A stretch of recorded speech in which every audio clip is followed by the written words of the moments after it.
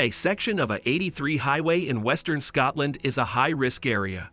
Since 2007, it has witnessed at least 9 major landslides. More than $110 million has been invested in strengthening the soil and other measures, but none of the projects have proved to be effective. All because they had to fight not the natural phenomena, but animals. Back in 430 BC, the ancient Greek historian Herodotus noticed how a small bird calmly went into the mouth of a crocodile and remained unharmed. In his work, The Histories, Herodotus wrote that as crocodiles live chiefly in water, they are constantly covered with leeches and cannot get rid of them on their own. So they need the help of birds that eat parasites. Sounds logical, and everyone is happy. Herodotus knew what he was talking about. Of course, this is not the only example of a mutually beneficial relationship in the wild, but if you look at the bigger picture, the problems get more serious too. Leeches and a couple of dozen crocodiles, that's nothing. According to a 2018 study, ticks target 80% of the world's cattle population. Can you imagine how much that is? If ticks and livestock have not coexisted in the same area for a long time, then infection can lead to death. In other cases, the cattle could get sick, lose weight, give less milk, have trouble reproducing, and so on. It's almost impossible for animals to get rid of ticks on their own.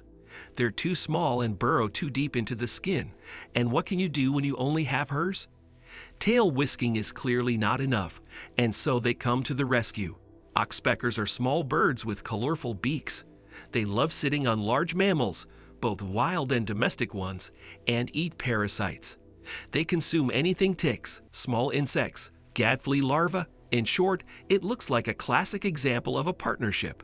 Oxpeckers even help rhinos, warning them about the approaching humans. Although black rhinos have a good sense of smell, and hearing their vision leaves a lot to be desired.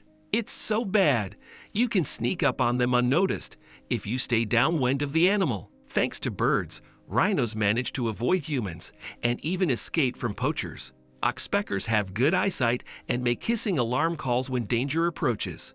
So it's a win-win for everyone.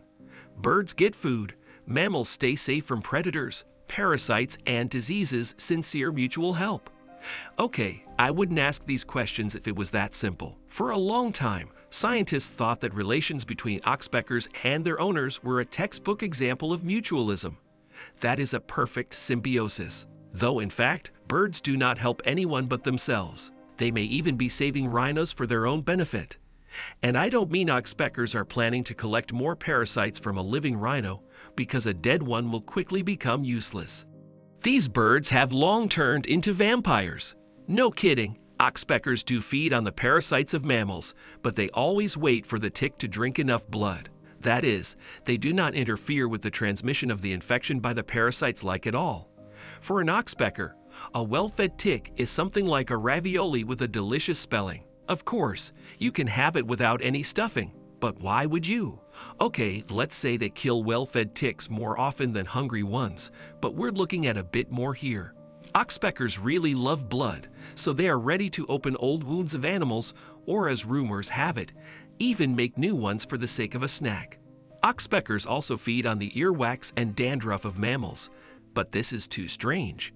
Even for vampires, if you think about it, it's pretty frustrating. A bird sitting on you is supposed to help you with this constant itching from parasites, but instead it puts its beak into the wound, makes it whiter, and starts drinking your blood. Oh, this doesn't relieve pain in any way. Even black flies are not as cruel. Many of them have a substance in their saliva that works like an anesthetic. That's why it can be difficult to notice.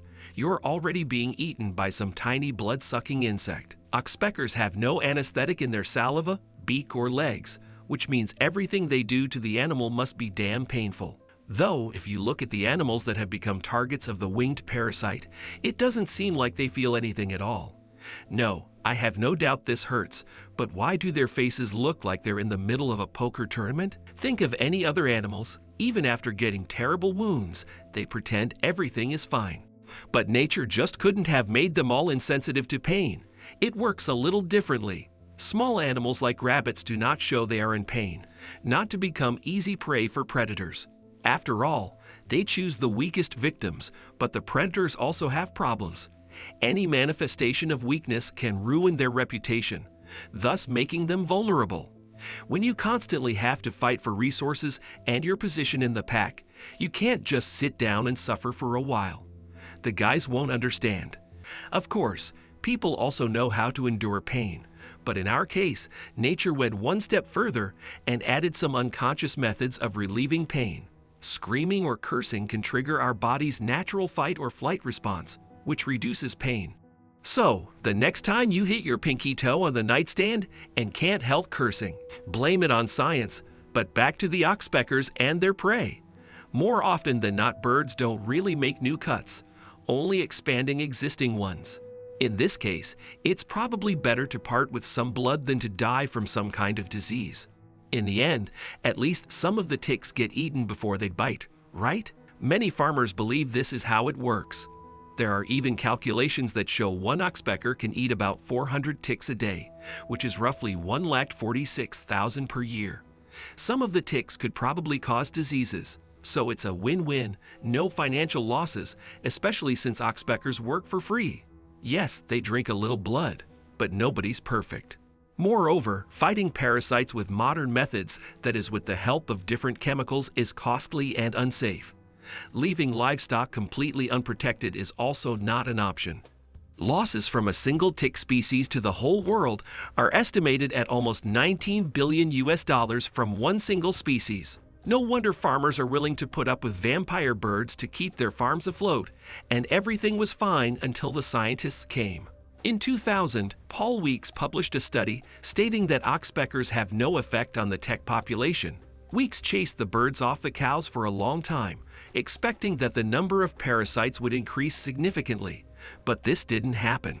Moreover, turned out the number of sick livestock also did not grow, but the number of wounds dropped. In short, the only thing oxpeckers do is drink blood and eat earwax, some helpers they are. However, all people can make mistakes, and when it comes to wildlife, it's easier than it seems. A simple example is sheep. What could be so difficult about them? They're not very smart, but very fluffy animals. It sometimes can't even get up on their own, but sheep are often used in weed control where perennials like coffee, mango, avocado, or cocoa grow. It's very convenient and most importantly free, because sheep like oxpeckers do not get paid, and they couldn't care less about blood.